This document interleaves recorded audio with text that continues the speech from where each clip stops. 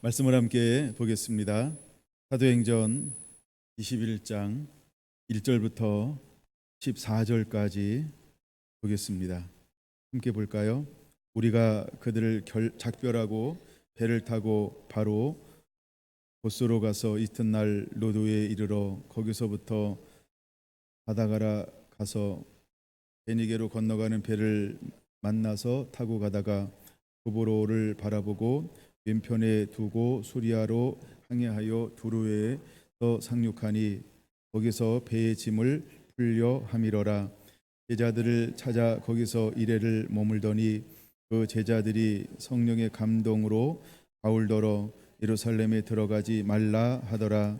이 여러 날을 지낸 후 우리가 떠나갈새 그들이 다 그 처자와 함께 성문 밖까지 전송하거늘 우리가 바닷가에서 무릎을 꿇어 기도하고 서로 작별한 후 우리는 배에 오르고 그들은 집으로 돌아가니라. 도로를 떠나 항해를 다 마치고 블레마이에 이르러 형제들에게 안부를 묻고 그들과 함께 하루를 있다가 이튿날 떠나 가이사랴에 이르러 일곱 집사 중 하나인 전도자 빌립의 집에 들어가서 머무느니라. 그에게 딸 넷이 있으니 처녀로 예언하는 자라. 여러 날 머물러 있더니 아가보라 하는 한 선지자가 유다로부터 내려와 우리에게 와서 바울의 띠를 가려다가 자기의 수족을 잡아매고 말하기를 성령이 말씀하시되 예루살렘에서 유대인들이 이같이 이 띠 임자를 결박하여 이방인의 손에 넘겨주리라 하거늘 우리가 그 말을 듣고 그곳 사람들과 더불어 바울에게 예루살렘으로 올라가지 말라 권하니 바울이 대답하되 여러분이 어찌하여 울어 내 마음을 상하게 하느냐. 나는 주 예수의 이름을 위하여 결박당할 뿐 아니라 예루살렘에서 죽을 것도 각오하였노라 하니 그가 권함을 받지 아니하므로 우리가 주의 뜻대로 이루어지이다 하고 그쳤노라. 아멘. 택한 나의 그릇이라 23번째 이야기입니다. 이제 사도 바울이 하나님의 부르심을 받고 1차, 2차, 3차 전도 여행을 마쳐 가고 있습니다. 이제 에베소에서 복음을 증거하고 다시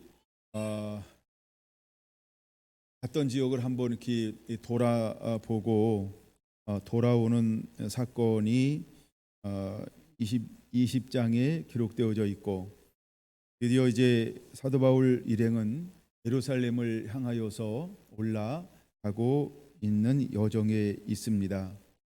AD 55년경 제3차 전도 여행의 핵심인 에베소를 떠난 바울은 AD 57년 초기에 이방인 교회들이 모은 연보를 예루살렘 교회에 전달할 사절단과 더불어서 예루살렘을 향하여 올라가고 있습니다. 그래서 누가를 비롯한 8명 그 제외하면 7명이 20장에 기록되어져 있습니다. 사도 바울이 초기 사역을 하면서 이제 그 이방인 교회들을 향하여서 예루살렘 교회를 돕는 이 일들은 굉장히 중요한 역할을 하고 있다라고 하는 것을 우리가 한번 이렇게 직감을 해야 합니다.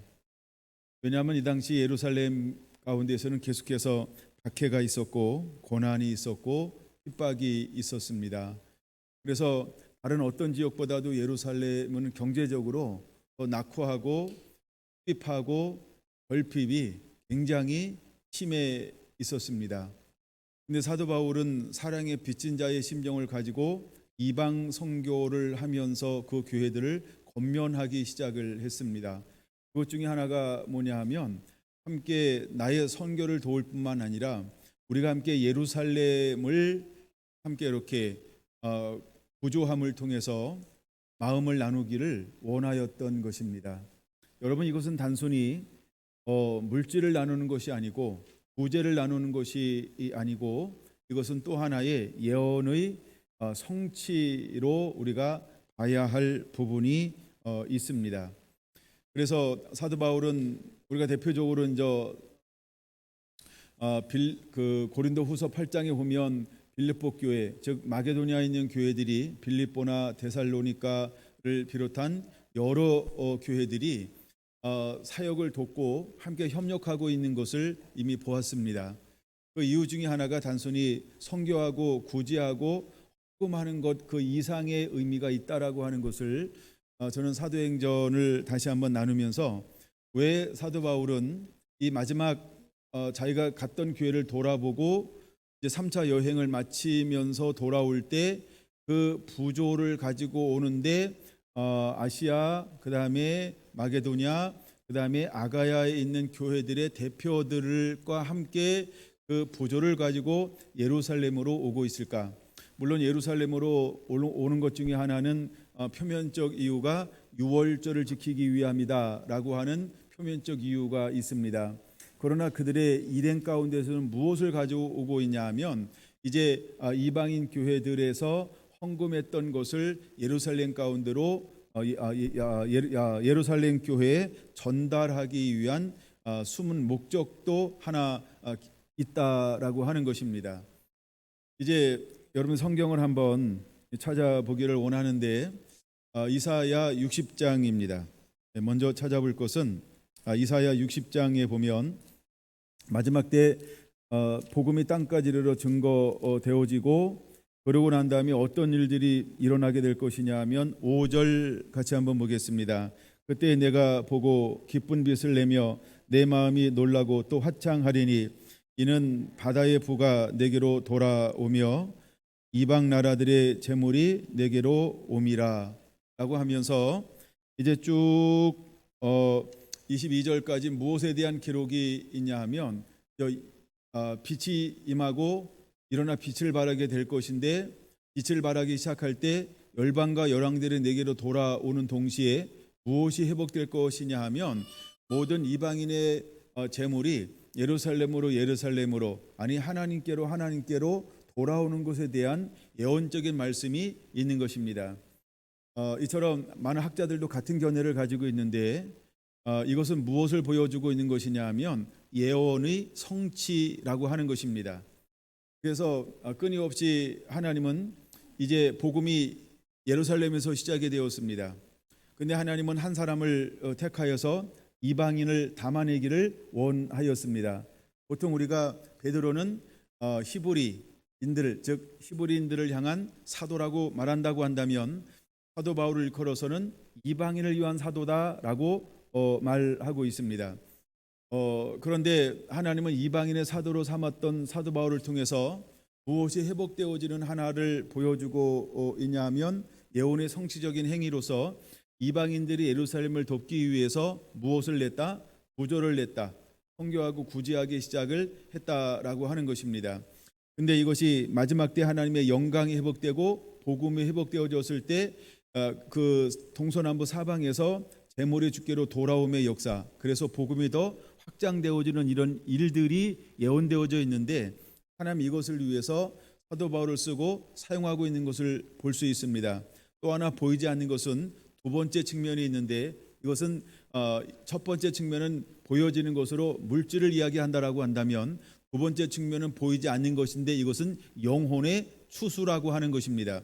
그래서 사도 바울은 1차 전도 여행을 통해서 이제 길리기아, 그다음에 아시아, 그다음에 부르스기아 이런 데 가서 복음을 증거함을 통해서 이방인들이 추수가 되어졌습니다.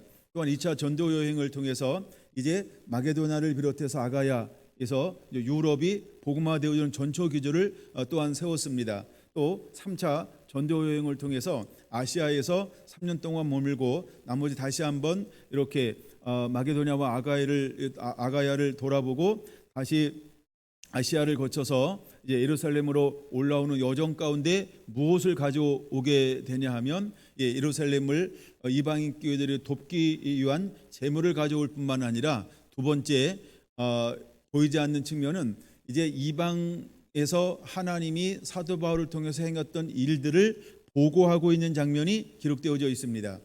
그래서 이거 우리가 크게 두 가지 측면으로 봐야 되는데, 하나님은 이사야의 예언되었던 이것을 사도 바울을 통해서 한 부분을 이루어가고 있는 그 사역의 여정을 우리가 영적으로 볼 수 있어야 하는 것입니다.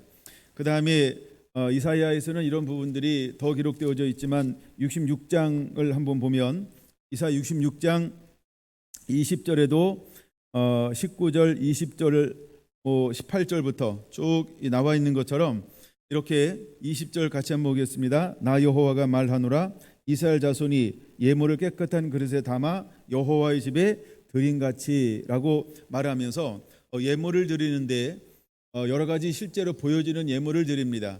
그러나 주님은 이것을 보여지지 않는 무엇이라고 표현하고 있냐 하면 21절 같이 읽습니다. 나는 그 가운데서 택하여 대장과 레위인들을 삼으리라 여호와의 말이니라 하면서 이 사람들의 회복, 영혼의 회복이 될 것에 대해서 언약하고 있는 것을 볼 수 있습니다.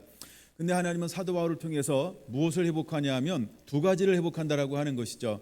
첫째는 실제로 재정, 물질을 회복합니다. 그 다음에 두 번째는 무엇을 회복합니까? 또 많은 디아스포라, 유대인들이 주께로 돌아올 뿐만 아니라 이방인들이 주께로 돌아오는 역사, 즉 사람의 회복이 일어나고 있다는 겁니다. 그래서 거기에 어떤 사람들이 세워지냐 하면 수많은 하나님의 예배자, 수많은 교회들이 세워졌습니다. 그 땅 가운데서 하나님을 경배하고 이 하나님을 찬양하는 예배의 부흥이 실제로 일어나고 있습니다.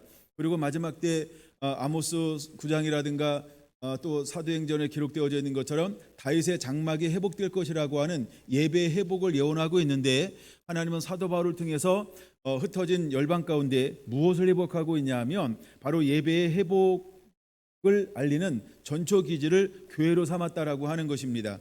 이러한 일들이 사도 바울이 단순히 어떤 그 함께 이방인 교회 지도자들과 돌아오는데 무엇을 가지고 돌아오더라? 물론 표면적인 것은 유월절을 지키기 위해서 돌아오는데 그들 수중에는 그 교회들이 사랑으로 힘쓰고 애쓰고 가난한 가운데서도 또 하나님의 말씀과 뜻을 따라서 온 힘을 다해서 자기들이 했던 이 부조, 즉 성경금을 가지고 돌아오는 발걸음이라고 하는 것입니다. 여러분, 이것이 보여지는 것이 있고 보여지지 않는 것이 있는데, 하나님은 이것을 통해서 우리에게 마지막 때 무엇인가 보여주기 위한 하나님의 눈, 하나님의 사인이 있다라고 하는 것은 또한 깨달아야 할 것입니다. 말라기 3장을 보기를 원하는데요. 말라기 3장에도 마지막 때 누가 올 것이냐 하면 언약의 사자가 올 것입니다. 이것은 예수님께서 사역하기 전에 세례 요한이 엘리야의 심령과 능력으로 와서 주의 오실 길을 예비했습니다. 그래서 말라기 4장에 말하고 있는 것처럼 아버지의 마음을 아들에게로, 아들의 마음을 아버지께로 돌아오는 역할을 감당했습니다.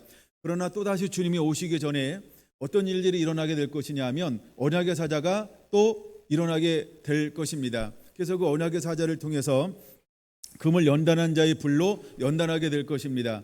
그 다음에 표백하는 자의 잿물로 그들을 깨끗하게 할 것입니다. 그는 은을 연단한 자같이 앉아서 레위 자손들을 깨끗하게 함을 통해서 3절 무엇이 회복되어지게 될까요? 공의로운 재물이 하나님 앞에 회복되어지게 될 것입니다. 여기서 말하는 재물은 두 가지 의미가 있다는 겁니다. 하나는 실제 재정을 말하는 것이고 또 하나는 그 재물은 사람을 말하고 있는 것입니다. 그래서 두 가지가 회복되어질 것인데, 하나는 재정이 회복되어질 것입니다. 또 하나는 사람들이 회복되어질 것입니다. 그래서 우리가 로마서에 말하고 있는 것처럼 우리의 몸을 거룩한 산제사로 드리라 라고 하는 우리의 몸, 즉 사람들이 회복되어지는데, 그래서 이 사람들이 하나님의 제장이 될 것이고 레위인이 될 것이고, 즉 하나님을 경배하고 예배하는 이 예배가 사람들을 통해서 회복되어지게 될 것이라고 하는 것을 이미 우리에게 보여주고 있는 것처럼, 하나님은 택한 그릇인 사도 바울을 통해서 무엇을 회복했습니까? 복음을 증거하면서 1차, 2차, 3차의 전도 여행을 통해서 허다한 사람들을 회복한 것을 볼 수 있습니다. 이미 예루살렘에도 수많은 사람들이 있습니다. 그리고 이제 사도 바울을 통해서 이방 선교가 활성화되면서 사도 바울이 가는 곳들마다 또 다녀온 곳들마다 본도전서 3장에 말하고 있는 것처럼 나는 심었고 아볼로는 물을 주었으되 오직 자라나게 하시는 하나님이시니, 그래서 복음을 가지고 씨앗을 뿌려놓고 갔다 온 그곳에 끊임없이 누가 일하기 시작했냐 하면 하나님이 일하시는 모습을 볼 수 있는 것입니다. 그럼 여러분, 마지막 때에 또 어떤 일들이 실제로 일어날까? 오늘 이 시대에도 동일한 일들이 일어나게 될 것입니다. 첫째는 육으로 볼 때 우리가 교회에 많은 재정의 실제로 부의 이동이 일어날 것입니다. 두 번째, 재정의 이동이라고 하는 것은 재정뿐만 아니라 무엇이 회복되어지냐면 심령이 회복되어질 것입니다. 그래서 마지막 때에 또 다른 부흥이 오게 될 것이라고 굉장히 많은 사람들이 예언하고 있습니다. 그리고 마지막 주님께서는 아무도 멸망치 않고 모든 영혼의 구원에 이르기를 원하시는 것, 베드로서 3장에 있는 말씀처럼 이것이 하나님의 뜻이라고 하는 걸 우리는 기억해야 합니다. 그 다음에 이사야에서도 끊임없이 말하고 있는 것 중에 하나가 뭐냐 하면 사람들의 회복입니다. 심령의 회복입니다. 허다한 심령들이 회복될 것에 대해서 수없이 말씀하고 있습니다. 여러분, 많은 사람들을 하나님께로 인도한 자는 하늘에 별처럼 별과 같이 빛나게 될 것이라고 말하고 있습니다. 하나님은 아브라함을 바깥으로 끄집어낸 다음에 그 밤하늘에 보이는 무엇을 보게 했냐 하면 하늘에 뭇별을 셀 수 있나 보라라고 말하면서 내 자손이 마치 저 하늘의 뭇별처럼 많아지게 될 것이다 라고 분명히 말하고 있습니다. 여러분, 이것은 무엇을 말하고 있는 것입니까? 아브라함의 자손이라고 불려지는 수많은 사람들의 회복을 하나님은 늘 계획해 놓으셨는데 이것은 하나님의 방법으로 하나님의 때에 하나님이 이루실 거라고 하는 또 하나의 예언적인 언약인 것입니다. 그래서 우리는 이것이 이루어지는 것을 보게 될 것입니다. 그래서 하나님은 사도 바울을 통해서 지금 이 일을 하나를 우리에게 보여주고 있는 것이죠. 그러면 어디서 보여주고 있는 것이냐 하면 이제 율법의 시대가 지나면서 어떤 시대가 도래가 되어지냐 하면 성령 시대가 돌아왔습니다. 그래서 율법에서 복음으로 그래서 예수님의 피로 사신 교회의 새로운 시대가 시작이 되었습니다. 근데 이 문을 여는 사람들이 누구냐 하면 예수님과 함께 했던 12 제자를 통해서 이들이 성령을 받음으로 사도가 되었습니다. 그리고 이들은 이들은 히브리인들을 향한 사도적인 사역을 감당했습니다. 물론 그들이 유대인에게만 머무르는 것이 아니고 마지막에 보면 땅까지 이르러서 실제로 복음을 증거하는 이런 일들을 감당해낸 것을 또한 역사적으로 볼 수 있습니다. 더 나아가 하나님은 이제 또 한 사람을 택하였습니다. 그것이 바로 사도 바울인 것입니다. 또한 사도 바울을 한 사람에게는 그냥 단순히 사도 바울 한 사람이 아니고 이제 우리가 사도행전이나 그 다음에 사도 바울이 썼던 서신서를 쭉 보다 보면 그와 함께 도왔던 이렇게 동역자들, 협력자들이 수십 명이 성경에 기록되어져 있는 것을 보게 될 것입니다. 그래서 하나님은 이방 사역을 위해서 이제 하나님의 사도 바울을 중심으로 해서 그들을 새롭게 예배의 회복과 부흥이 일어나도록 하나님의 거룩한 통로로 쓰고 사용했습니다. 그러는 동시에 하나는 두 가지를 이루었다는 것이죠. 하나는 허다한 영혼들의 구원인 것입니다. 사도들이 가는 곳들마다, 베드로가 가는 곳들마다, 또한 12 사도가 가는 곳들마다, 또 이후에 사도들, 사도 바울을 비롯한 실라나 디모데나 바나바나 수많은 사역자들이 가는 곳들마다 무엇이 세워졌냐 하면 교회가 세워졌습니다. 교회가 세워졌다라고 하는 것은 그들이 가는 곳들마다 두 가지를 가지고 갔는데 하나는 말씀을 가지고 갔고 하나는 성령의 능력을 가지고 갔던 것입니다. 그래서 이 두 가지를 통해서 허다한 심령의 주께로 돌아오는 역사, 즉 영혼의 구원받는 역사, 그래서 그들이 거룩한 제물이 되어서 산 제물로 함께 드려지는 역사가 일어났다는 것입니다. 또 하나 사도 바울을 통해서 우리에게 보여주는 것 중에 하나가 뭐냐 하면 사도 바울이 썼던 서신서를 통해서 더 자세하게 우리가 들여다볼 수 있는 측면들이 굉장히 많이 있다라고 하는 것입니다. 제가 전에 사도행전을 나누기 전에는 이것이 하나로 이렇게 종합적으로 보이지 않았어요. 근데 이번에 사도행전을 나누면서 이 서신서 속에서 나오는 이 재정의 흐름들이 단순히 어떤 재정이 아니고 이것이 무엇이냐면 이미 하나님께서 구약에서 언약했던 예언의 성취들의 한 부분을 보여주고 있는 것이로구나 라고 하는 것을 이게 보여주기 시작을 했던 것입니다. 그래서 하나님은 사도 바울을 통해서 마지막 때에 또 어떤 부흥을 일으킬 것이냐 하면 실제로 재정의 부흥인데 초점은 재정에 있는 것이 아닙니다. 재정의 필요성이라고 하는 것이죠. 재정의 필요성. 구약에서 율법에는 어떤 사관을 가지고 있냐면 함께 어렵고 힘든 사람들을 재정으로 돕는 것은 경건에 가장 으뜸되는 것이다 라고 여기는 이런 견해들을 가지고 있었습니다. 그래서 하나님은 누구의 친구라고 말하고 있냐면 고아나 개개나 가부의 친구라고 말하고 있는 것처럼 바로 이런 측면에서 우리가 이것을 바라볼 수 있어야 하는 것입니다.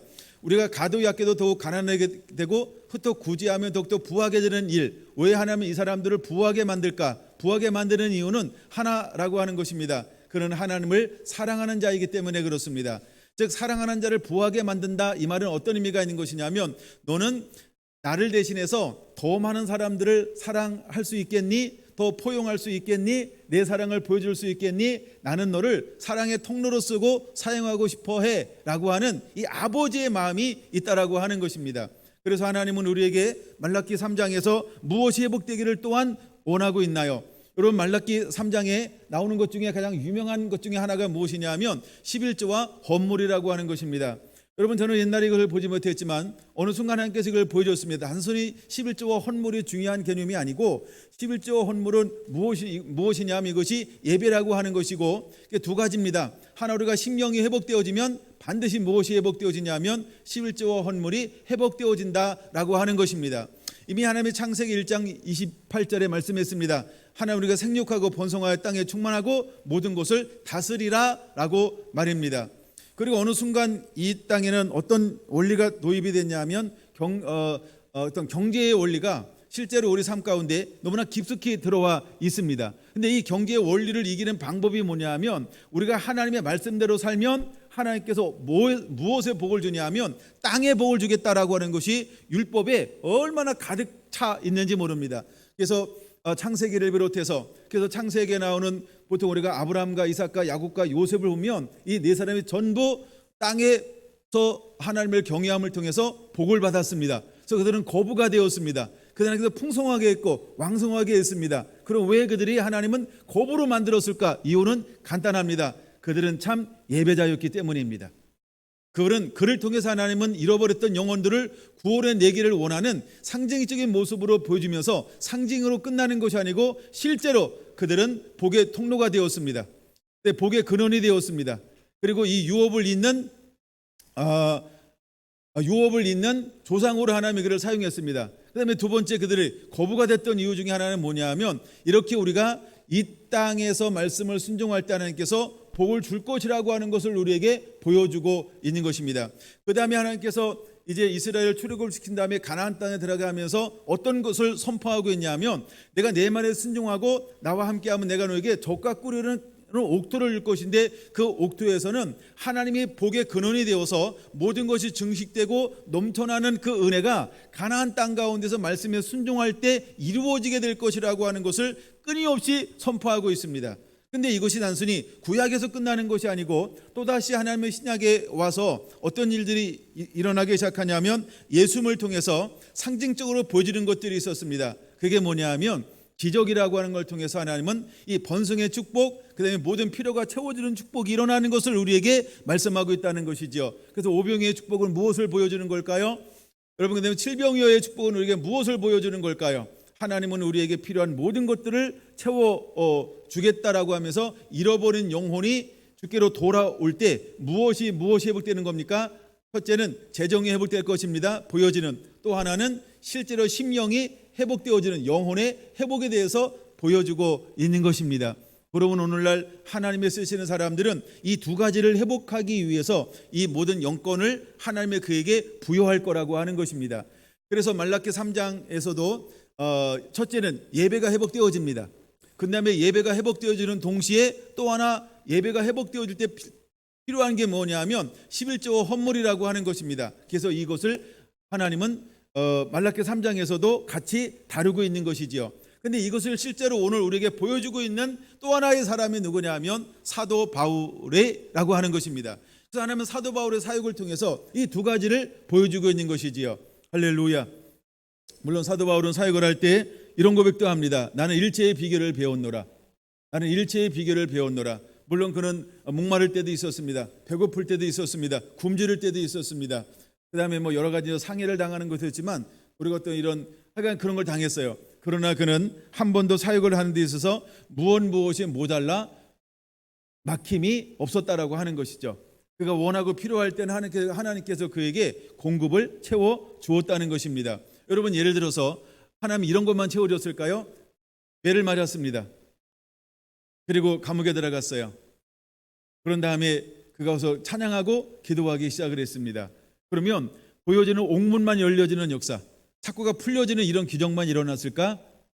그렇죠. 그런 수없는 크고 작은 기적과 이적을 경험하는 가운데 어떤 하나님의 증가가 그 삶 가운데 일어났냐 하면 모든 복음을 하는 데 있어서 공급되어지고 채워지는 역사가 일어났던 것을 우리는 또한 기억해야 합니다. 그래서 사도 바울은 이런 고백을 합니다. 자기는 한 번도 사람에게 필요를 위해서 금이나 은에 초점을 둔 적이 없다. 이것이 여러분 무슨 말일까요? 그는 사람을 의지한 것이 아니고 복의 근원 되시는 하나님을 의지함을 통해서 복음의 사역을 감당해냈다라고 하는 것을 우리에게 보여주고 있는 것입니다. 그럼 오늘날 우리가 사역을 하면서 우리가 무엇을 붙잡고 나가는 자가 되어야 할까? 여러분, 우리는 말씀에 이끌려 복음을 증거할 때 하나님께 두 가지를 충분히 채워주게 될 줄로 믿습니다. 첫째는 잃어버린 영혼의 구원입니다. 또 하나는 영혼의 구원에 필요한 모든 필요를 하나님께서 채워주게 될 거라고 하는 이 사실을 믿으시기 바랍니다. 여러분, 오순절 역사가 일어났을 때, 왜 오순절 역사가 일어났을 때 성경은 이것을 기록하고 있을까라고 하는 것입니다. 여러분, 그렇게 한번 생각해 본 적은 없나요? 그냥 자연스러운 걸까요? 그 중에 하나가 뭐냐 하면 오순절이 딱 일어났을 때 그들의 성령을 받았습니다. 기쁨이 충만합니다. 감사가 넘칩니다. 매일매일 모였습니다. 매일매일 예배했습니다. 그리고 매일매일 사랑으로 교제를 나눴습니다. 그 다음에 사도들의 가르침을 매일매일 받았습니다. 근데 또 하나 일어나는 것이 있습니다. 그게 무엇일까요? 각 사람이 자기 것을 팔아 사도들 발 앞에 갖다 봄을 통해서 무엇이 일어났습니까? 그 주변에 있는 가난하고 어려운 사람들이 함께 그 부를 공유하는 역사가 일어났다는 것입니다. 그럼 왜 성경은 이것을 그렇게 기록하고 있을까? 이것은 여러분 굉장히 중요한 하나의 원리를 우리에게 보여주고 있는 것입니다. 그런데 사도 바울은 복음이 전파되고 가는 곳들마다 동일하게 무엇에 대한 것을 기록하고 있냐 하면 나눔이라고 하는 것입니다. 나눔이라고 하는 것을 기록하고 있다는 것입니다. 우리가 그러한 측면에서 이 부를 바라볼 수 있어야 할 줄로 믿습니다. 할렐루야, 할렐루야. 여러분, 이것이 계시로 열려지게 되기 원합니다. 그리고 은혜로 열려지게 되기를 원합니다. 그래서 이것을 마음껏 우리가 쓰고 사용한다는 것은 무엇에 대한 마지막에 우리 가운데 실제로 회복될 것을 보여주고 있는 것이냐 하면 에덴이 회복될 것이라고 하는 것을 우리에게 보여주고 있는 것입니다. 실제로 우리가 온전한 하나님의 은혜 가운데 거할 때 하나님 우리에게 주길 원하는 게 무엇이냐 하면 에덴이라고 하는 것이죠. 그래서 에스겔서 37장, 36장을 통해서도 우리에게 에덴이 회복될 것에 대해서 36장에 대해서 우리에게 보여주고 있는 것입니다. 에덴이 회복되어지면 부족함이 없는 역사가 실제로 일어나는 것이지요. 하나님 우리에게 그것이 실제로 회복되기를 원하는 것입니다. 하나님이 창세기 1장에 말하고 있는 그 축복이 실제로 우리 가운데 일어나기를 원하고 있는 것입니다. 여러분, 그 삶도 누리게 되기를 예수님의 이름으로 축원을 드립니다. 할렐루야, 할렐루야. 그래서 우리가 사도 바울의 사역을 통해서 또 하나 볼 수 있는 이 부분이 왜 이방인의 지도자들과 함께 유월절을 드리러 오는데 그들이 왜 동행할까? 동행하는 이유 중에 하나가 그들의 삶 가운데는 이 재정을 가지고 왔다라고 하는. 근데 왜 그 재정의 의미가 어떤 영적인 의미가 있는가? 여러분, 이것을 한번 타치한 것입니다. 하여간 이 부분은 나중에 하여간 더 제가 좀 더 정리가 되면 다시 한번 다룰 수도 있지만, 하여간 여러분들이 이것을 들음으로써 혹시 여러분들에게 주시는 어떤 이런 개인적인 그런 은혜들도 많이 정리 한번 하게 되기를 바랍니다. 아멘. 예. 다시 이제 21장으로 한번 넘어가 봅니다. 예, 21장 다시 한번 넘어갈까요? 돌아오는 여정이 굉장히 여러 지역을 들리는 그런 여정을 가지고 있습니다. 근데 이제 돌아올 때 또 하나 이제 중요하게 우리가 여겨야 될 것 중에 하나가 뭐냐면 많은 사람들을 만나는데 그 중에 21장 4절에 보면 제자들을 찾아가서 이르를 머물더니 그 제자들이 성령의 감동으로 바울더러 예루살렘에 들어가지 말라 하더라 라고 말하는 부분입니다. 왜 두로가 어떤 지역인지 아시나요? 두로 이스라엘 바로 위에 있는 지역입니다. 두로, 시돈 굉장히 유명한 지역이죠. 두로에는 어떤 사람이 있었냐면은 사도행전 11장 19절을 보면 스데반의 일로 핍박을 받아가지고 흩어진 사람들이 어디에도 사냐하면 뭐 두로나 베니게라나 구브로나 이렇게 막 사람들이 막 흩어졌습니다. 그러니까 핍박을 통해서 흩어진 사람들, 이미 이 사람들은 두 종류의 사람이 있었는데 대부분은 이제 예수 그리스도를 믿었던 복음으로 살아가는 사람들입니다. 복음으로 살아가는 사람들이 흩어졌습니다. 그리고 이 흩어진 지 몇 년 만에 만남이 거의 성사가 되는 것이냐면 20년이라고 하는 긴 시간이 흘렀다라고 하는 것입니다. 근데 여전히 그들 가운데 무엇이 왕성하게 이루어지고 있는 것이냐면 하나님의 성령의 운행하심, 즉 아직도 하나님의 성령의 임재 가운데 그들이 사역하고 있는 것을 볼 수 있습니다. 몇 년이 지났음에도 20년이 지났음에도 그래서 거기 있는 제자들이 성령의 감동을 받아 이 말은 뭐냐 하면 요엘의 예언이 계속해서 성취되고 이루어지는 것을 보여주고 있는 것이죠. 성령이 네게 임하시면 너희가 꿈을 꾸고 환상을 보고 예언하리라 라고 말씀하심이 그들 가운데 계속해서 일어나고 있는 것입니다. 이것은 언약의 성취고 말씀의 성취의 하나의 진행형이라고 하는 것이죠. 근데 이들이 무엇을 보게 되냐면 드디어 때가 되니까 이제 예루살렘에 들어가게 되면 사도 바울 가운데 전혀 새로운 것들이 그를 기다리고 있는 것을 보여주고 있는 것이죠. 사도 바울이 하나님에 붙들려서 즉 다메섹에서 성령의 변화받고 난 다음에 예루살렘을 몇 번이나 전에 들어갔던 경험이 있냐면 4번 예루살렘에 방문을 했었습니다. 그리고 이번에 5번째 방문하는 것입니다. 근데 4번 방문할 때에는 아직 사도 바울이 때가 되지 않아서 그가 고난받지 않습니다. 고난이라고 하는 여기서 말하는 고난은 그가 이제 붙들려 가지고 그 가이사랴 빌립보 감옥에서 한 2년여의 시간들을 보내게 되어지는 것이죠. 이때부터 그의 여정은 어떤 그런 그 순회하는 사역이 주로 이루어지는 것이 아니고 감옥에서 이루어지는 이런 삶이 그 이후에 이루어지게 될 것입니다. 이것이 이제 27장, 28장까지 기록되어져 있는 거예요. 그래서 가이사랴 빌립보에서 한 2년 정도 머물고 그 다음에 로마로 압송이 돼서 거기서 4년에서 5년 정도 이렇게 더 머물고 물론 약간 풀려났던 기간도 있습니다만 그런 시간들을 보내면서 마지막 어떤 사역을 하냐면 그 이스라엘의 이제 위정자들과 그 다음에 임금들과 그다음에 로마로 가서 위정자와 임금들과 그 다음에 흩어졌던 또 나에게 풀려나서 많은 교회의 서신들을 쓰면서 그들을 격려하고 위로하고 안위하는 이런 것들이 기록되어져 있고 또 사역을 마무리하는 이런 여정들을 보내게 될 것입니다. 근데 이제 들어가면 그에게 무엇이 기다리고 있다라고 이미 거기에 있는 제자들도 영으로 알았다. 이번에 들어가면 핍박받게 될 것이라고 영으로 알았다라고 하는 것입니다. 제가 이 부분을 좀 여러 사람들은 어떻게 이 부분을 바라보고 있는가? 다른 분들의 설교도 들어봤고 여러 사람들의 이렇게 이제 책을 읽어봤지만 약간 다 다른 것 같아요. 약간 견해는 다릅니다. 약간 저는 이렇게 이 부분들을 보고 싶어요. 왜냐하면 이런 부분들이 몇 군데 더 나오는데 바로 그 뒤에 넘어가면 8절 보면 이렇게 8절 볼까요?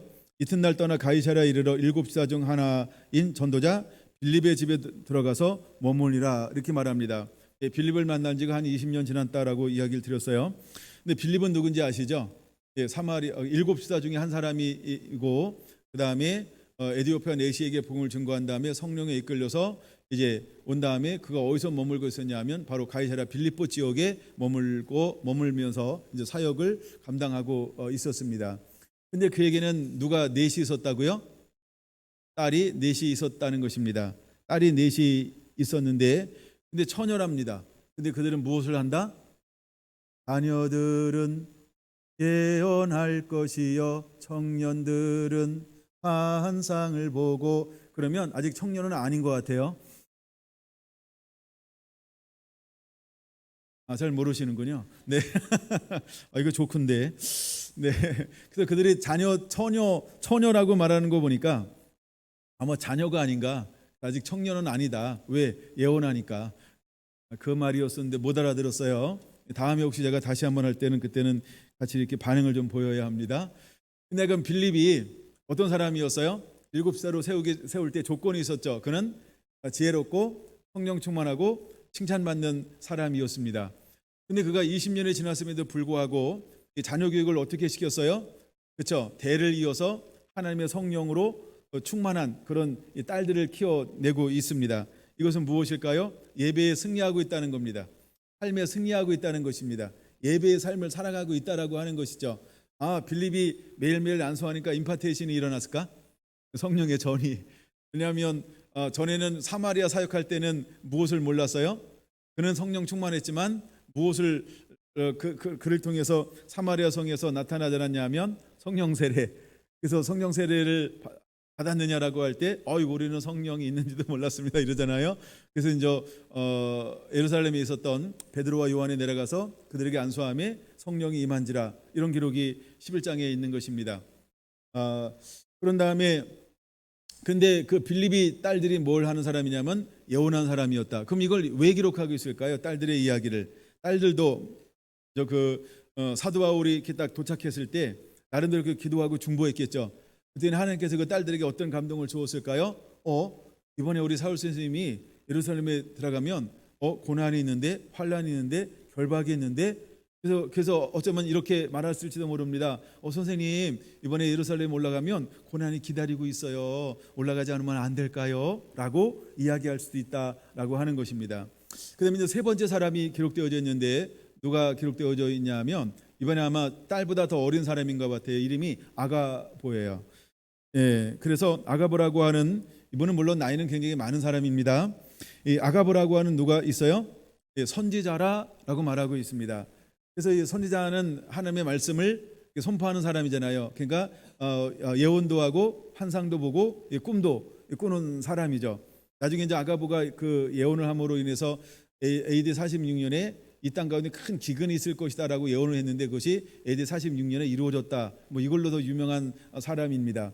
근데 사도 바울의 일행이 세 번째 예언하는 그룹을 만나는데 누굴 만나게 되냐면 아가보라고 하는 예언자를 만나는 거예요. 보통 이제 우리가 구약의 예언은 어떻게 하나님의 예언을 하냐면 말씀이 주어지면 말씀만 선포하는 경우가 있는 것이 아니고 구약엔 대부분요 이렇게 행동을 하면서 액션을 하면서 하나님의 말씀을 선포합니다.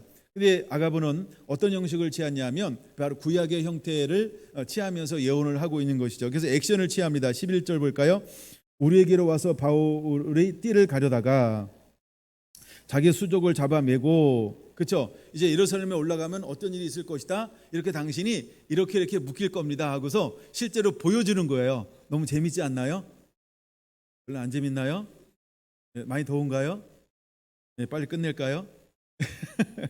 분위기가 이상하네요. 안 도와주면 빨리 끝낼게요. 한 번 더 보고 제가 생각하겠습니다. 그래서 하여간 이렇게 잡아매고 말하기를 뭐라고 말을 해요? 성령이 말씀하시되 예루살렘에서 유대인들이 이같이 이 띠 임자를 결박하여 이방인의 손에 넘겨주리라 하거늘. 그래서 12절 같이 읽습니다. 우리가 그의 말을 듣고 그곳 사람들과 더불어 바울에게 예루살렘을 올라가지 말라 권하니. 뭐라고 말을 했어요? 예루살렘을 올라가지 말라라고 권하더라라고 하는 것입니다. 그런 것처럼 21장 4절에도 제자들이 뭐라고 말을 했어요? 바울더러 성령의 감동을 받아 예루살렘에 들어가지 말라라고 하고 있는 것이 있습니다. 이런 것처럼 우리가 똑같이 성령의 감동을 받을 수 있어요. 그럼 이것을 우리가 어떻게 해석하고 어떻게 알아봐야 할까라고 하는 것입니다. 저는 한번 이런 생각을 한번 해봤어요. 우리가 각각 예언을 하지만 뭐가 있냐면 수준이 다르다라고 하는 것이죠. 우리가 어떤 것을 보았을 때, 우리가 어떤 것을 딱 보았을 때 보는 것도 굉장히 중요하고요. 1차적으로는 해석하는 것도 굉장히 중요합니다. 보는 것도 중요하고 해석하는 것도 중요하고, 그 다음에 이제 우리가 다른 사람들을 위해서 어떤 우리가 예언을 한다라고 하는 것은 굉장히 어떤 그 뭘 선택할 수 있는 것을 만들어 줄 수 있는 무엇이 되기 때문에 굉장히 중요하겠죠. 예, 그래서 우리가 여러 가지를 가지고 해가 뭐 예언도 해야 합니다. 근데 약간 지금 여기서 세 군데의 예언이 소개가 되어지고 있어요. 그래서 무엇을 보여주고 있는 것이냐면, 근데 이미 누구도 알고 있다. 사도 바울도 이것을 알고 있다라고 하는 겁니다. 그가 어디서 알고 있냐면, 그냥 20장으로 넘어갈게요. 20장에 넘어가면 22절 한번 보겠습니다. 시작. 보라, 이제 나는 성령에 매여 예루살렘으로 가는데 거기서 무슨 일을 당할는지 알지 못하느라. 오직 성령이 각 성에서 내게 증언하여 결박과 환난이 나를 기다린다 하시나. 이렇게 말하고 있어요. 그럼 이미 각 성에서, 다시 23절, 각 성에서 내게 증언하여 이렇게 말했어요. 각 성에서 내게 증언하여. 그러면 요 세 그룹만 그렇게 예언한 걸까요? 이미 다른 성에서도 그렇게 예언했을까요? 고린도에서도 그렇게 예언했고, 아데네에서도 예언을 받았고, 데살로니가에서도 예언을 받았고, 빌립보에서도 예언을 받았고, 이렇게 우리가 바라볼 수 있다는 것입니다. 그러니까 성령을 받았던 수많은 사람들이 지금 이제 이 3차 여행을 마치고 돌아갈 때 들릴 때마다 뭐라고 권면했을까요? 이제 선생님, 이제 예루살렘에 올라가면 당신에게 환난이 기다리고 있습니다. 결박이 기다리고 있습니다. 근데 이번에 환난과 결박은 다른 때와 다른 것 같아요. 다른 것 같아요. 그거 아시고 있나요? 안 가시면 안 될까요? 라고 이렇게 뭔가 뭐 했다는 거예요? 그렇죠? 그 자기들이 받은 것을 이렇게 알렸다. 우리가 권면했다라고 좀 표현할까요? 그렇게 표현했다는 것입니다. 그런데 이것에 대해서 사도 바울은 뭐라고 바라보냐는 거예요. 사도 바울의 입장은요. 때때로 여러분, 우리가 예언의 한계나 권면의 한계는 어디까지냐 하면, 우리가 이제 예를 들어 교회에서 만약에 여러분들에게 여러 가지 은사가 있어서 한다고 그러면 그냥 여러분들은 때로는 눈의 역할을 하면 그냥 눈의 역할로 끝나야 됩니다. 때때로는 귀, 뭘 들었다, 음성을 들었다 그러면 듣는 귀의 역할로 이렇게 끝나야 하는 것입니다. 그리고 판단과 결정은 누가 하게 하는 걸까요? 그렇죠. 목사님이, 리더가, 최종의 리더가 그것을 결정하게 하는 것이죠. 만약에 눈이 내가 봤으니까 머리 보고, 야, 너 왜 이거 결정 안 해? 라고 한다 그러면 이게 미친 거죠. 예, 귀가, 야, 내가 이 음성 들었는데 머리, 너 왜 이거 결정하지 않아? 그러면 뭐라고요? 미친 거죠. 별로 안 도와주네요. 오늘은 오전에 빨리 예배를 마치겠습니다. 그러나 물론 시간이 충분히 많이 갔지만, 네. 그래서 우리가 여러분 이 질서라고 하는 것이 교회 안에 이루어져야 할 줄로 믿습니다. 할렐루야. 그래서 우리가 내가 들은 것은 들은 거고 내가 본 것은 본 겁니다. 그럼 그 다음에 우리가 해야 될 일이 무엇일까? 그것은 바로 보고 들은 어떤 우리가 이제 선지자적 사명을 가지고 있을 때 가장 중요한 것 중에 하나가 뭐냐면 중보라고 하는 것입니다. 기도로 품어낼 수 있어야 합니다. 할렐루야. 그것을 우리가 그 사람이 듣고 행동하나 행동하지 않느냐, 그것은 그 사람에게 맡기는 것입니다. 그리고 이제 예언자들이 해야 될 것, 선지자적인 사명을 가진 사람들이 해야 되는 것, 즉 꿈을 꾸고 환상을 보고 예언한 사람들이 해야 될 것 중에 하나가 뭐냐 하면 그것을 위해서 끊임없이 붙잡고 기도하는 것이라고 하는 것입니다. 그래서 우리가 보는 것보다 더 중요한 게 뭐냐 하면 기도인 것을 우리가 잊지 않아야 할 줄로 믿습니다. 기도하지 않는 중보자는, 예언자는 굉장히 위험할 수 있습니다. 그래서 우리가 어떤 이런 은혜가 있을 때 가장 중요한 것은 그것을 품고 기도하는 것입니다. 그 말씀이 이루어질 수 있도록, 그 말씀을 행할 수 있도록 하여간 우리가 기도하는 것이 굉장히 중요합니다. 그 다음에 넘어가서, 근데 이런 예언을 들었을 때, 이런 성령의 음성을 들었을 때 사도 바울은 그들을 향하여 뭐라고 고백하고 있냐는 거예요. 24절 같이 한번 읽어보려고 합니다. 20장입니다. 시작. 내가 달려갈 길과 주 예수께 받은 사명 곧 하나님의 은혜의 복음을 증언하는 일을 마치려 하면은 나의 생명조차 조금도 귀한 것으로 여기지 아니하노라. 할렐루야. 여러분, 분명히 그들은 잘못된 것을 들은 거 아닙니다. 정확하게 봤습니다. 그렇죠? 근데 그들은 본 것은 정확한데 무엇은 정확하지 않았을까요? 만약에 온 힘을 다해서 만류했다. 사도 바울 선생님은 내 말도 안 듣고, 만약에 그렇게 해서 삐졌다 그러면 누가 손해라 그랬어요? 삐진 사람이 손해입니다. 왜냐하면 사도 바울은 무엇을 바라보고 있습니까? 더 큰 부르심을 바라보고 있다라고 하는 것이죠. 그러니까 우리가 저는 늘 많은 예언자나 많은 어떤 이런 은사들을 접하면서 무엇을 보냐면 아하, 은사는 은사인데 은사도 여러 단계가 있구나. 그냥 이건 뭐라고 표현할 수 있는 게 아니고 그냥 여러 레벨이 있구나. 이런 걸 나름대로 그냥 혼자 생각하게 되는 겁니다. 물론 성경에 그런 것이 있냐라고 그러면 좀 성경에 그런 것은 굉장히 약합니다.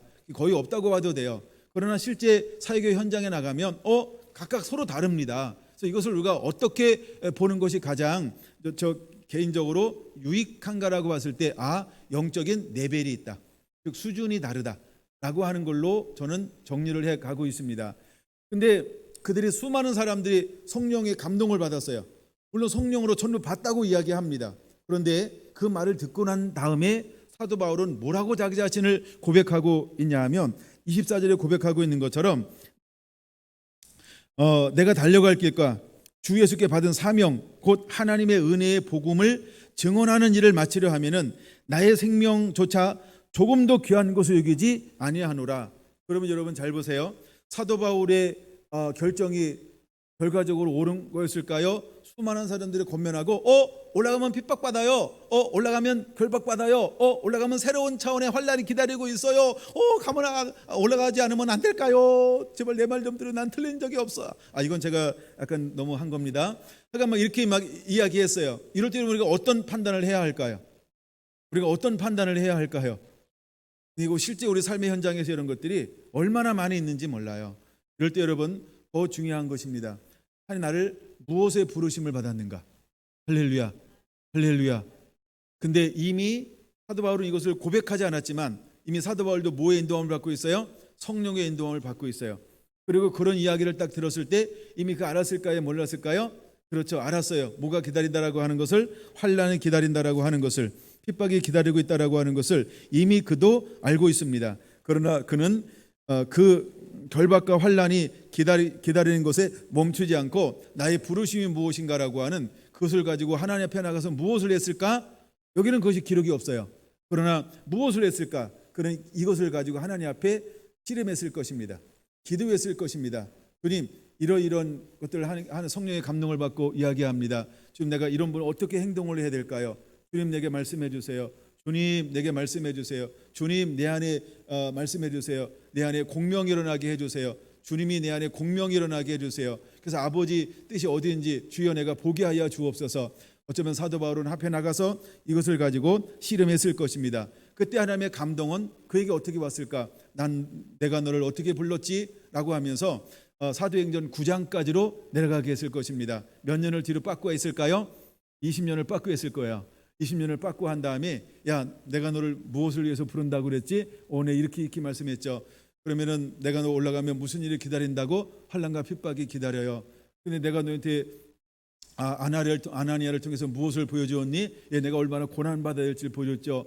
너 그 고난받을 거 보여준 것 중에서 무엇도 있냐 다시 한번 상상해봐, 회상해봐. 그러네요. 내가 올라가서 결박받네요. 내가 올라가서 환난을 받네요.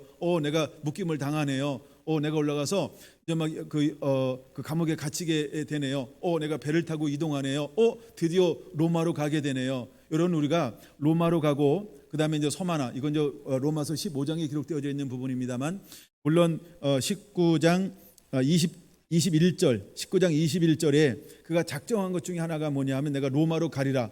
그가 결국 그 마음속에 계속 성령님은 어디의 마음을 계속 품게 만들었어요? 로마라고 하는 이 목적지를 새롭게 품게 만들었어요. 그래서 그 안에는요 로마로 가고자 하는 열망이 있었어요. 근데 로마로 가는데 옛날의 방법으로 자유한 몸으로 가는 것이 아니고 근데 하나님의 뭘 보여주는 거예요? 이 그러니까 죄인의 신분을 가지고 로마로 압송되어지는 이런 것들을 하나님께서 이미 보여줬어요. 그러면서 가다가 어떤 것도 봤어요. 배를 타고 갈 것인데 말을 듣지 않아서 파손될 것인데 다시 그가 살아날 것인데 이런 모든 것들을 이미 하나님은 보여줬을까요? 안 보여줬을까요? 그렇죠. 이미 그 아나니아를 통해서 내가 얼마나 핍박을 받아야 될 것을 고난이 어떤 것인지를 보여줬다라고 말씀했죠.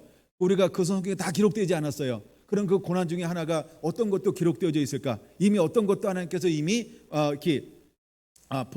보여줘서 알게 했을까? 라고 했을 때 이것도 저는 알겠다라고 하는 것이죠. 그래서 그는 강하고 담대하게 고백할 수 있었던 거예요. 나의 달려갈 길을 마치려 하면 나의 생명을 조금도 귀한 것으로 여기지 아니하겠다라고 하는 이 고백은 그래서 나오게 됐다라고 하는 거죠. 할렐루야. 여러분, 우리가 똑같이 성령의 인도함을 받습니다. 여러분, 이럴 때 우리가 자기 것만 고집하는 것이 아니라 어떻게 해야 될까? 여러분, 우리가 하나님이 주신 걸 그대로 말하는 것은 굉장히 옳은 거고 잘하는 것입니다. 그 다음에 결정은 내가 하는 거 아닙니다. 결정은 누구한테 맡길까요? 사람들한테 맡기는 거죠. 할렐루야. 여러분, 저도 때로는 권면을 할 때 그렇게 하지 않습니까? 그렇게 하지 않나요? 예, 막 제가 콧대를 껴가지고 무조건 가야 돼, 시작 이러면서 막 가나요? 너무 세게 했다. 그래서 막 이렇게 세게 막 이렇게 끌고 가나요? 그렇지 않죠. 이렇게 막 권면하고 맡기잖아요. 그런 것처럼 우리가 때로는 보여준 그대로 해서 선택을 뭐 하는 거예요? 자유의지를 가지고 있는 그 각 사람들에게 선택할 수 있는 것. 그래서 우리가 각각 성령의 인도함 받는 것은 굉장히 중요하다. 할렐루야. 여러분들이 보다 더 중요한 것은 각각 성령의 인도함을 받아야 한다라고 하는 것입니다. 할렐루야. 아멘. 여러분, 그럴 때 가장 강력하고 힘 있는 하나님의 사람이 될 수 있는 것입니다. 그래서 아버지의 말씀에 붙들려서 마가다락방에 모여들었던 120명은 한 사람도 제되지 아니하고 하나님 그들에게 무엇을 부어 주었을까요? 하나님의 성령으로 인쳐 주었다라고 하는 것입니다. 아멘. 그냥 12 사도에게만 하나님의 성령을 부어주고 나머지 98명은 야, 사도한테 기도받아. 그러면 그들에게 임파테이션 될 거야. 이렇게 말하지 않았다는 거예요. 120명 전부 어떻게 했다고요? 하나님이 친히, 할렐루야, 예, 그들에게 성령을 인쳐 주었다는 거예요. 그런 것처럼 이제 여러분들 한 명 한 명이 어떤 은혜가 임해야 될까? 그렇죠. 여러분들에게 임하는 하나님의 성령으로 충만되어져야 할 줄로 믿습니다. 아멘. 이 말씀을 마칠게요. 20장 24절 봤죠? 25절 보겠습니다. 보라, 내가 여러분 중에 왕래하며 하나님의 나라를 전파하였으나 이제는 여러분이 내 얼굴을 다시 보지 못할 줄을 아노라 하면서 이미 누구도 알고 있는 거예요. 사도 바울도 다시 내가 여러분들을 볼 수 없다는 걸 알게 될 겁니다. 여러분들의 많이 지도에 들어가 가지고요, 3차 전도 여행을 찾아보고 그다음에 4차 전도 여행을 찾아보세요. 그러면 그 조금만 올라가면 다시 그 동네를 한번 돌고 싶지 않을까요? 늘 그 사도 바울은 늘 그들을 사랑하고 그들을 생각하고 늘 매일매일 중보했으니까. 근데 그것을 지나쳐 갈 수밖에 없는 이 죄수의 몸, 이것을 우리가 보면서 이 말이 얼마나 가슴 아픈 말로 아마 들려지게 될 것 같아요. 26절, 그러므로 오늘 여러분에게 증언하거니와 모든 사람의 피에 대하여 내가 깨끗하니 이는 내가 꺼리끼지 않고 하나님의 뜻을 다 여러분에게 전하였음이니라. 여러분은 자기를 위하여 또는 온 양떼를 위하여 삼가라. 성령이 그들 가운데 여러분들을 감독자로 삼고 하나님이 자기 피로 사신 교회를 보살피게 하셨느니라. 할렐루야, 할렐루야. 그러므로 여러분, 우리가 모든 교회가 무엇으로 충만해야 될까요? 성령으로 충만해야 합니다. 모든 개인이 무엇을 받아야 할까요? 반드시 성령을 받아야 합니다. 우리가 하나님의 임재 가운데 머물므로 인해서 우리가 건강한 자가 되어줄 수 있습니다. 그다음에 29절은 새로운 것인데요, 이제 내가 떠난 다음에 무엇이 일어날 것에 대해서 말씀을 하고 있습니까? 사나운 이리가 여러분에게로 들어와서라고 말하고 있습니다. 여러분, 사나운 이리는 무엇을 말하고 있는 걸까요? 바로 이단 사상들이라고 하는 것입니다. 이것은 이제 오후에 시간이 되면 다른 부분을 나누다가 이 부분이 생각이 나면 돌아와서 이 부분을 좀 더 여러분들에게 나누어 주겠습니다. 오전의 말씀을 마치려고 합니다. 다시 한번 정리를 간단하게 한번 해볼게요. 하나님은 사도 바울을 통해서 이제 교회들 대표들을 이끌고 함께 예루살렘을 향하고 있었습니다. 근데 대표들이 이끌고 온데 그 대표들이 무엇을 소지했을까요? 각 교회에서 냈던 부조, 성교 헌금들을 가지고 와서 어디를 향하고 있다? 유월절 기기에서 예루살렘을 향하고 있다. 근데 그 당시 예루살렘은 너무나 고통스럽고 어려웠는데 이방인들도 힘들고 어렵지만 무엇을 예루살렘 교회를 향해서 내놨냐 하면 헌금을 내놨어요. 네, 그것을 전달하기 위한 것입니다. 이것은 또 하나의 무엇을 보여주는 거냐 하면 부의 이동입니다. 네, 부의 이동입니다. 근데 마지막 때는 두 가지가 일어날 것인데 하나는 실제로 부의 이동이 일어날 것이고 또 하나는 뭐가 일어날 것이다? 예, 영혼의 부흥이 일어날 것인데 바로 사람들이 회복되어지는 이 두 가지가 일어날 것이다. 이것은 단순히 사도 바울 통해서만 일어나는 것이 아니고 이미 무엇이다? 구약에서도 수많이 예언되어져 있는 것을 하나님은 누굴 통해서 보여주고 있다? 사도 바울을 통해서 보여주고 있다. 그럼 이것을 통해서 우리는 무엇을 알아야 된다? 오늘날도 이 사실이 똑같이 일어나게 될 것이다. 그래서 똑같이 일어나는데 두 가지가 일어날 것이다. 하나는 실제로 이 땅에 하나님께서 복을 줄 것이다. 그래서 그 복을 누림이 우리에게 회복될 것이고, 또 하나는 수많은 영혼들이 구원받는, 사람이 회복돼서 예배자가 되어지는 이 회복이 일어나게 될 것이다. 할렐루야. 여러분들이 무엇을 붙잡아야 할까요? 주님, 나도 사도 바울처럼 하나님 잃어버린 영혼들을 추수하는 자가 되게 해주세요. 주님, 나도 사도 바울처럼 하나님이 말씀한 땅의 복, 하늘의 복을 누림으로 하나님께 영광이 되는 삶을 살게 해주세요 라고 하는 것이 여러분의 기도 제목, 또 갈망과 사모함이 되기를 예수님의 이름으로 축원을 드립니다. 할렐루야, 할렐루야.